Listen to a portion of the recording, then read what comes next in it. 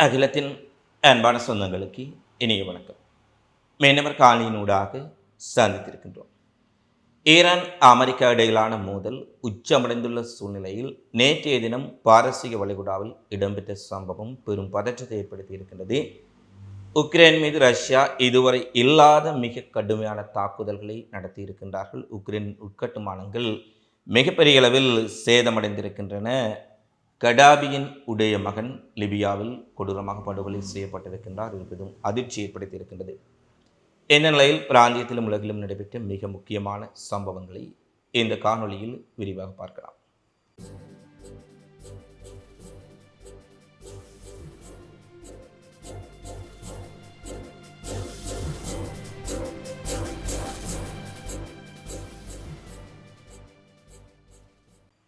America Iran இடையிலான முறுகல் உச்சமடைந்திருந்த சூழ்நிலையில் நேற்று வெளியான ஒரு அறிவிப்பு இரண்டு தரப்புகளுக்கும் இடையில் ஒரு யுத்தம் மோதல் ஏற்படுவதற்கான சாத்தியக்கூறுகளை குறைத்திருந்தது. குறிப்பாக துருக்கியில் நாளை இடம்பெறும் பேச்சுவார்த்தையில் இரண்டு தரப்பினரும் மிக முக்கியமான ஒரு ஒப்பந்தத்தை எட்டலாம் என எதிர்பார்க்கப்பட்டது. ஆனால் அந்த பேச்சுவார்த்தைகளுக்கு முற்றுப்புள்ளி வைப்பதை போல நேற்று ஒரு சம்பவம் இடம்பெற்றிருக்கின்றது. குறிப்பாக ஈரானின் உடைய உளவு விமானம் ஒன்று அந்த பகுதியில் தொடர்ச்சியாக அமெரிக்காவின் விமானம் தாங்கி கப்பல் மீது உளவு நடவடிக்கையில் ஈடுபட்ட பொழுது அந்த உளவு விமானத்தை உளவு ட்ரோனை தாங்கள் சுட்டு வீழ்த்தியிருப்பதாக அமெரிக்க படைகள் அறிவித்திருந்தார்கள். ஆனால் பின்னர் ஒரு விடயம் சர்வதேச ஊடகங்களில் வெளிப்படுத்தப்பட்டிருக்கின்றது. அமெரிக்கா உளவு நடவடிக்கையில் ஈடுபட்டதற்காக ஈரானிய ட்ரோனை சுட்டு வீழ்த்தவில்லை. ஏற்கனவே அந்த ஈரானினுடைய ஷாகித் 138 ட்ரோன் தொடர்ச்சியாக 3-4 தினங்களாக அமெரிக்க கப்பல் மீது உளவு நடவடிக்கையில் ஈடுபட்டு வருகின்றது.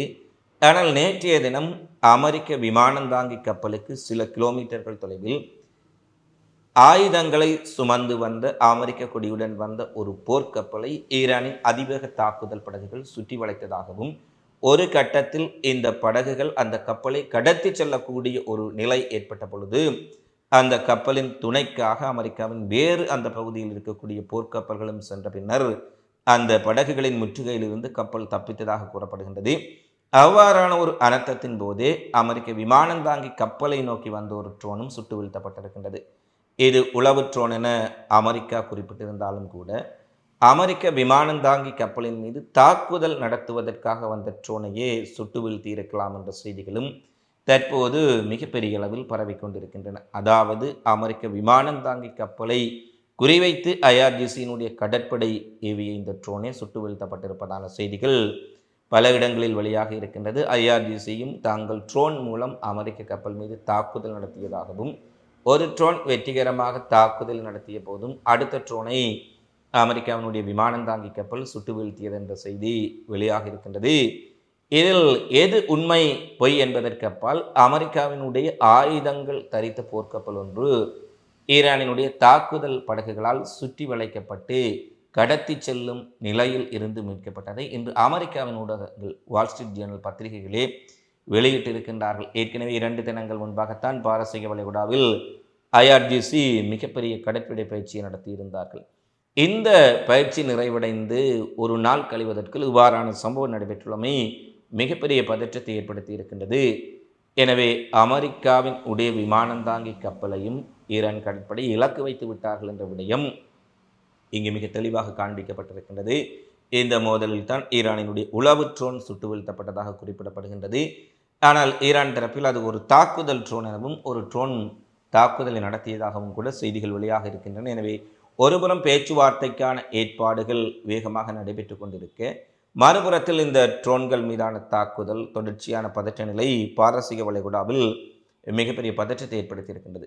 இந்த நிலையில் இந்த அமெரிக்க ஊடகங்கள் ஒரு செய்தியை வெளியிட்டிருக்கின்றார்கள். ரஷ்யாவின் அதிநவீனமான MiG-28 எண்ணி ஹவாக் தாக்குதல் ஹெலிகாப்டர் ஈரானுக்கு வந்துள்ளமை நேற்றைய சம்பவத்தில் உறுதிப்படுத்தப்பட்டுள்ளது. அதாவது ஈரானினுடைய கடற்படை பயிற்சிகள் நடைபெற்ற பின்னர் ஐஆர்ஜிசியுடன் இணைக்கப்பட்ட பௌராத் விமான நிலையத்தில் நிறுத்தப்பட்டுள்ள ஹெலிகாப்டர் ஒன்று நேற்றைய தினம் அமெரிக்க விமானந்தாங்கி கப்பலுக்கு அண்மையில் இடம்பெற்ற ஈரானினுடைய போர் பயிற்சியில் பங்கு பற்றிய விடயம் உறுதிப்படுத்தப்பட்டிருக்கின்றது.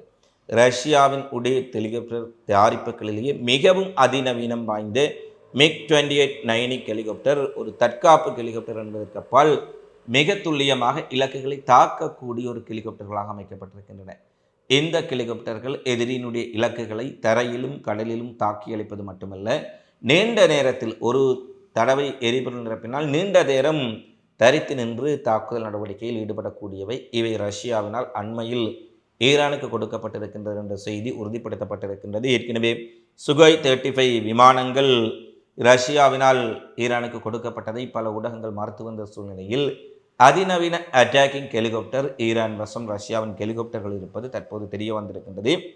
அடுத்து அமெரிக்காவுடன் ஈரான் பேச்சுவார்த்தை நடத்துவதற்கான தேதி குறிக்கப்பட்டிருக்கும் சூழ்நிலையில் ஈரானினுடைய பாராளுமன்றத்தில் நேற்று பல எம்பிக்கள் மிகப்பெரிய அளவில் எதிர்ப்பை வெளியிட்டிருக்கின்றார்கள்.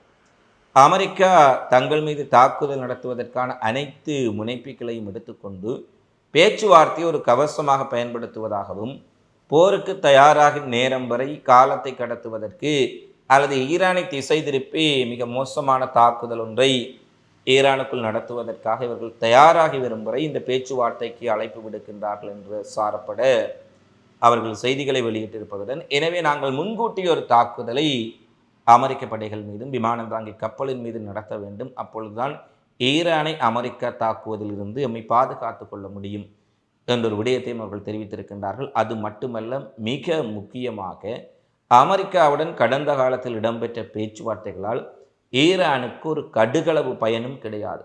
அமெரிக்க ட்ரம்பும் சரி, அமெரிக்காவின் ஏனைய முன்னாள் ஜனாதிபதியும் அது ஜோ பைடனாக இருக்கலாம், ஏனையவர்களும் ஈரானுடன் செய்து கொள்ளப்பட்ட ஒப்பந்தத்தை கடைபிடிக்கவும் இல்லை.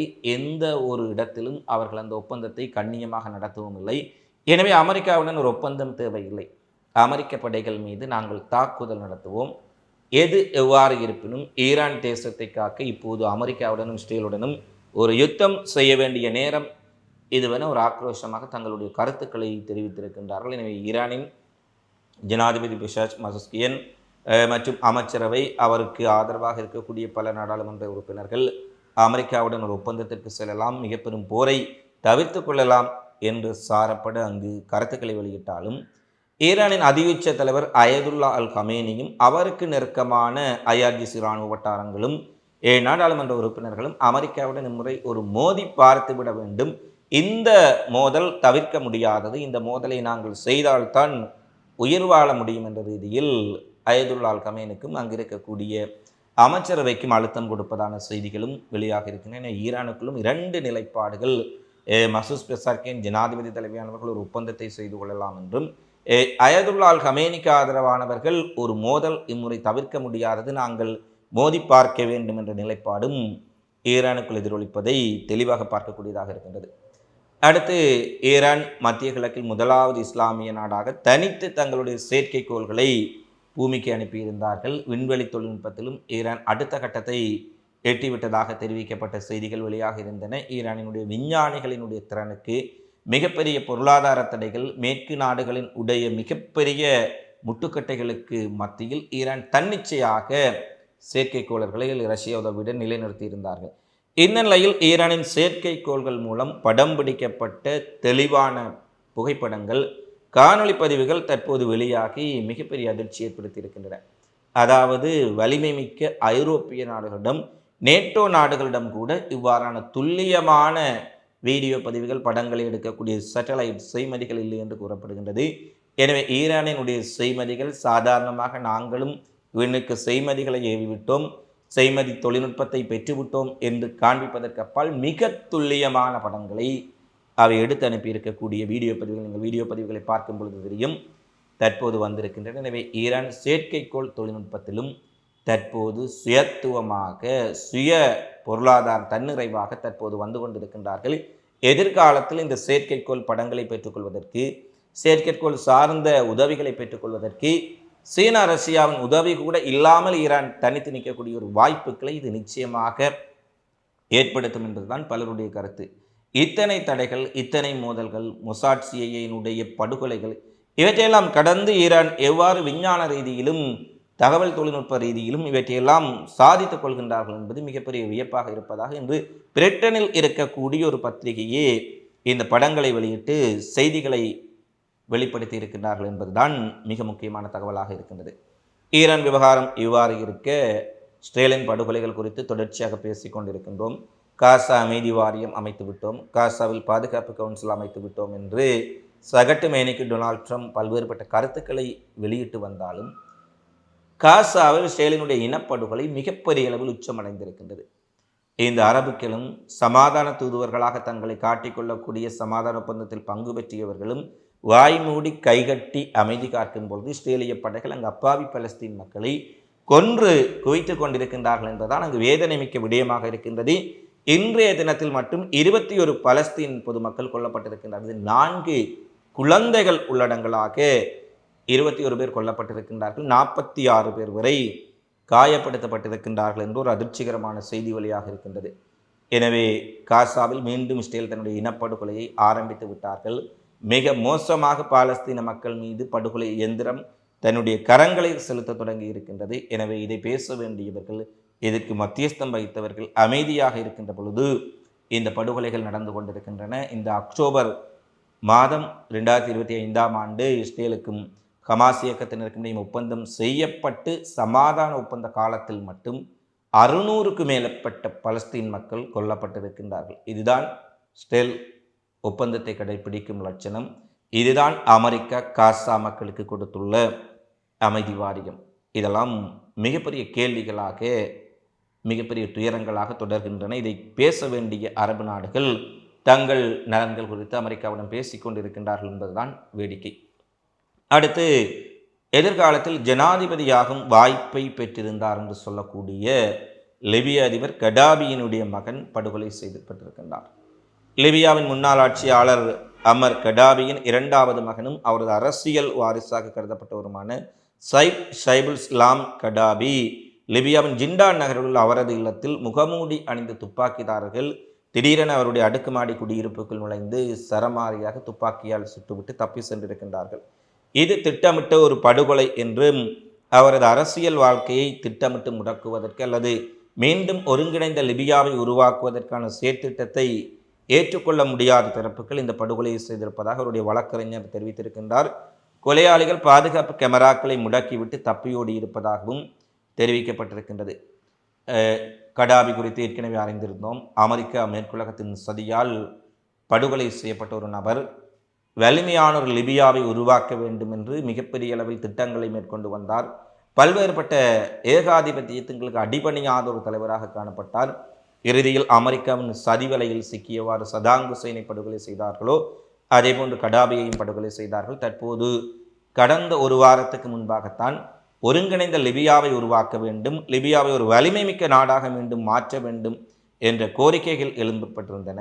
அதற்கு லிபியாவினுடைய இந்த 2வது வாரிசான அவருடைய 2வது மகன் ஜனாதிபதியாக பதவியேற்கும் பொழுது இந்த விடயங்கள் அமல்படுத்தப்படலாம் என கூறப்பட்ட சூழ்நிலையில் அவர் மிக மோசமான முறையில் முகமூடி அணிந்த நபர்களால் படுகொலை செய்யப்பட்டிருக்கின்றார் என்ற செய்தி வழியாக இருக்கின்றது. அடுத்து, உக்ரைனின் பல்வேறுபட்ட நகரங்களின் மீது ரஷ்யா மிக மோசமான தாக்குதல்களை நடத்தி இருக்கின்றார்கள். பல எரிசக்தி நிலையங்கள், எரிவாயு நிலையங்கள், வெப்பமூட்டும் சாதனங்களை கொண்டு வரக்கூடிய நிறுவனங்கள் முற்றாக சேதமாக்கப்பட்டிருக்கின்றன.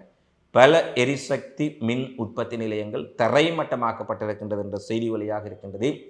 ஏற்கனவே நாங்கள் குறிப்பிட்டோம், அமெரிக்க அதிபர் ட்ரம்ப் இந்த குளிர்காலத்தில் ரஷ்யா உக்ரைன் மீது தாக்குதலை நடத்த மாட்டார்கள், தன்னிடம் தெரிவித்து விட்டார்கள். 1 வார காலத்திற்கு போர் நிறுத்தம் கடைபிடிக்கப்படும் என்ற ஒரு செய்தியை அறிவித்திருந்தார். ட்ரம்பினுடைய அறிவிப்புகள் குறித்தும் ட்ரம்பினுடைய ஒப்பந்தங்கள் குறித்தும் நாங்கள் சொல்லியிருந்தோம் இது நடக்குமா என்று. ஆனால் ஒப்பந்தம் அறிவிக்கப்பட்டு 4 நாட்கள் கடப்பதற்குள் மிக மோசமான தாக்குதலை ரஷ்யா நடத்தி இருக்கின்றார்கள். மின்சார உற்பத்தி நிலையங்கள் பாதிக்கப்பட்டிருப்பதால் உக்ரைனின் பல நகரங்கள் குளிரில் மூழ்கி இருக்கின்றன. மிக கொடூரமான குளிர் காலநிலையில் மக்களுக்கு வெப்பமூட்டும் சாதனங்களை வழங்கக்கூடிய மின் மாற்றிகள் மற்றும் மின்சக்தி நிலையங்களை இலக்கு வைத்து தாக்குதல் நடத்துவது எந்த நாடாக இருந்தாலும் ஏற்றுக்கொள்ள முடியாது. உக்ரைன் இராணுவ இலக்குகள் மீதும் உக்ரைன் பாதுகாப்பு படைகள் மீதான தாக்குதல்கள் ஒருபுறம் இருந்தாலும், சாதாரண மக்கள் பயன்படுத்தக்கூடிய மின்சாரத்தை தடை செய்து அவர்களை குளிரில் உறைய விடுவது எந்த தரப்பாக இருந்தாலும் அது ஏற்றுக்கொள்ள முடியாதது என்பதுதான் எங்களுடைய கருத்து. மிக மோசமாக உட்கட்டுமானங்கள் பாதிக்கப்பட்டிருப்பதால் உக்ரைனின் பல நகரங்கள் குளிரில் உறைந்து போயிருப்பதான செய்திகள் வழியாக இருக்கின்றன. இன்றைய தினம் அவர்கள் ஐக்கிய அரபு எமிரேட்ஸில் மீண்டும் பேச்சுவார்த்தைக்காக உக்ரைனினுடைய பிரதிநிதிகள் வந்திருக்கின்றார்கள். இன்று நாளையும் பேச்சுவார்த்தை நடைபெறும் என்று கூறப்படுகின்றது. பேச்சுவார்த்தை நடக்கும் நேரத்திலேயே அங்கு நகரங்கள் தாக்கப்படுவது இந்த பேச்சுவார்த்தையில் ஒரு முடிவை கொண்டு வருமா என்பதுதான் மிகப்பெரிய கேள்வி. அடுத்து துருக்கியின் அதிபர் எர்டோகன் சவுதி அரேபியாவுக்கு சென்று மிக முக்கியமான விடயங்கள் குறித்து பேச்சுவார்த்தை நடத்தியதாக நேற்று தெரிவித்திருந்தார். அவருக்கு ஒரு பிரமாண்டமான வரவேற்பை சவுதியின் இளவரசர் சல்மான் கொடுத்திருந்தார். இதில் மிக முக்கியமாக ஈரானுடைய பிரச்சனை, எகிப்து ஜோர்டான் விவகாரம், காசா விவகாரம் குறித்து தாங்கள் பேசியிருப்பதாக எர்டோகனும் சல்மானும் பேசியிருக்கின்றார்கள். இவர்கள் தொடர்ச்சியாக காசா விடயம் குறித்து பேசிக்கொண்டு தான் இருக்கின்றார்கள். அங்கு இஸ்ரேலும் தொடர்ச்சியாக காசா மக்களை படுகொலை செய்து கொண்டு தான் இருக்கின்றது. இவர்கள் எதை பேசுகின்றார்கள், யாருக்கு அழுத்தம் கொடுக்கின்றார்கள், இவர்களுடைய பேச்சினால் காசா மக்களுக்கு ஏதாவது நிம்மதி ஏற்பட்டிருக்கின்றதா என்றால் ஒரு மிகப்பெரிய கேள்விக்குறி. ஒலிவாங்கிகள் கிடைத்தவுடன் எர்டோகன் காசாவை மீட்போம், காசாவை பாதுகாப்போம், காசாவில் இனி படுகொலைகளை அனுமதிக்க மாட்டோம், இஸ்ரேலை நாம் முருகை பார்த்து விடுவோம் என்று ஆவேசமாக பேசுகின்றார். ஆனால் தினமும் 20 முதல் 10 பொதுமக்கள், குழந்தைகள் அங்கு கொல்லப்பட்டு கொண்டிருக்கின்றார்கள். இவருடைய அறிக்கைகளும் இவருடைய பேச்சும் அதிகமாக இருக்கின்றதிலேயே துருக்கியினுடைய நடவடிக்கைகளால் அங்கு இஸ்ரேலின் இனப்படுகொலைகள் நிறுத்தப்பட்டிருக்கின்றதா, குறைக்கப்பட்டிருக்கின்றதா என்றால் நிச்சயமாக இல்லை. அவரும் சவுதி இளவரசரும் மிக முக்கியமான பேச்சுவார்த்தை நடத்தியிருப்பதாக கூறுகின்றார்கள். என்ன விடயங்கள் பேசினார்கள் என்பது அடுத்து வரும் நாட்களில் வெளியாகலாம். ஜப்பானில் பெய்த கடும் பனிப்பொழிவு காரணமாக 36 பேர் கொல்லப்பட்டிருக்கின்றார்கள். 400க்கும் மேற்பட்டவர்கள் காயமடைந்திருக்கின்றார்கள். மிக கடுமையான பனிப்பொழிவு காரணமாக பல சாலைகள் முடங்கி இருக்கின்றன, பொது போக்குவரத்துக்கள் முடங்கி இருக்கின்றன, லட்சக்கணக்கான மக்கள் வீடுகளுக்குள் முடங்கி இருக்கின்றார்கள். ஏற்கனவே அமெரிக்கா, கனடா, பல்வேறுபட்ட நாடுகளை இந்த குளிர்கால பனிப்புயல் மிக மோசமாக பாதித்திருந்தது. லட்சக்கணக்கான அமெரிக்கர்கள் இன்னும் மின்சாரமின்றி இருக்கின்றார்கள். இந்த நிலையில் ஜப்பானிலும் மிக கடுமையான பனிப்பொழிவு காரணமாக இந்த பாரிய உயிரிழப்புகள் ஏற்பட்டுள்ளமை குறிப்பிடத்தக்கது. அடுத்து ட்ரம்பினுடைய வெள்ளை மாளிகையில் ஜெப்ரி எப்ஸ்டீன் கோப்புகள் தொடர்பாக பத்திரிகையாளர்கள் கேள்விகளை எழுப்பிய பொழுது அவர் மிகவும் பதற்றமடைந்திருக்கின்றார். ஒரு கட்டத்தில் அவரிடம் கேட்கப்பட்ட கேள்விகளுக்கு பதிலளிக்க முடியாமல் உடனடியாக பத்திரிகையாளர்களை வெளியேற்றுமாறு உத்தரவு பிறப்பித்திருக்கின்றார். ஜெப்ரி எப்ஸ்டீன் கோப்புகள் அது தொடர்பான விடயங்கள் ஏற்கனவே நீங்கள் அறிந்திருப்பீர்கள். மிக மோசமாக மிகச்சிறிய வயது சிறுமிகளை கடத்தி வந்து தனித்தீவில் வைத்து அமெரிக்காவினுடைய முக்கியஸ்தர்களும் பிரபலமானவர்களும் கோடீஸ்வரர்களும் இஸ்ரேலினுடைய முக்கிய மொசாட்டின் உடைய முக்கியஸ்தர்களும் ஏனைய உலக நாடுகளின் செல்வாக்கு மிக்கவர்களும் மிக மோசமான முறையில் சிறுமிகளை பாலியல் வன்கொடுமை செய்திருக்கின்றார்கள். மனித குலத்திற்கு இல்லாத கொடூரங்கள் எல்லாம் அங்கு நடைபெற்றிருக்கின்றன. அது தொடர்பில் இன்னொரு காணொலியில் விரிவாக பேசுகின்றோம். இதில் இந்த ஜெப்ரி எப்ஸ்டீன் ட்ரம்புடன் நெருக்கமாக இருக்கக்கூடிய பல புகைப்படங்கள் வெளியான சூழ்நிலையில் ட்ரம்பும் இந்த எப்ஸ்டீன் விவகாரத்தில் சம்பந்தப்பட்டிருக்கலாம் என்பது பலருடைய ஒரு சந்தேகமாக இருக்கின்றது.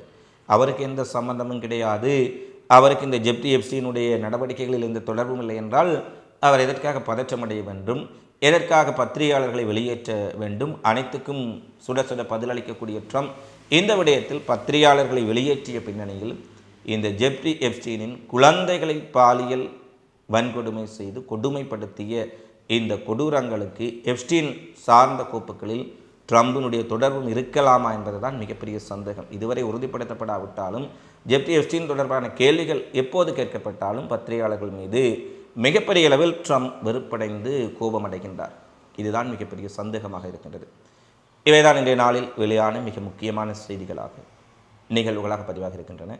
தினந்தோறும் உலகெங்கும் நடைபெறும் செய்திகளை உடனுக்குடன் தெரிந்து கொள்ள அகிலத்தோடு இணைந்திருங்கள்.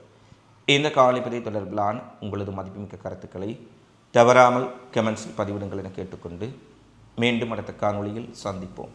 நன்றி, வணக்கம்.